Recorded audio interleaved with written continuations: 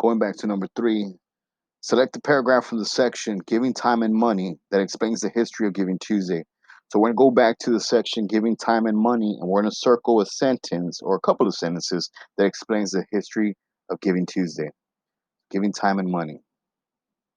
Here we go. Remember, giving time and money. We're going to circle a sentence or two that explains the history of Giving Tuesday. Remember the history. Giving Tuesday began in 2012. It was started by the 92nd Street Y in New York. People do a lot of shopping between Thanksgiving Day and Cyber Monday, 4 days later. The group wanted something different from all the shopping. About 700,000 people gave away money on Giving Tuesday. They gave about 116.7 million altogether, the 92nd Street Y said. Many people also volunteered on the day. Millennials like to volunteer as much as they like giving money, said Derek Fieldman. He works for the Millennial Impact Project. The project studied how 9 groups raise money on Giving Tuesday. The project decided to study Giving Tuesday because it's a new internet-based program, Fieldman said. The group wanted to find out if millennials really got involved with Giving Tuesday, he said. He thought they would. Go ahead and circle your sentence or two. Number 4, what is the purpose of the section working for a good cause? So we're going to look for the purpose. What was the whole reason why they wrote working for a good cause? Working for a good cause. Now we're going to look for the main purpose, the reason why the author wrote it. Working for a good cause.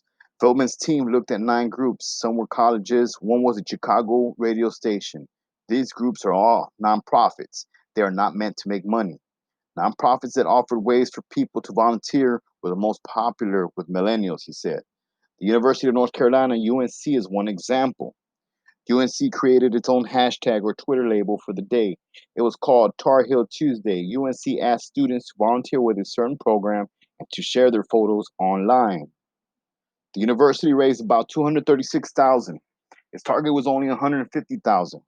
About $23,000, or about 10% of the total amount raised, came from millennials. Pittsburgh Cares also organized other Giving Tuesday activities. In one, children helped their parents choose and pack toys for boys and girls in need. Millennials very much want their children involved, Hopkins said. So going back to number 4, what was the purpose? What was the reason why the author wrote working for a good cause? A, to discuss what nonprofits do. B, to discuss how readers can get involved with Giving Tuesday. C, to explain who the millennials are. Or D, to explain how groups' activities on Giving Tuesday.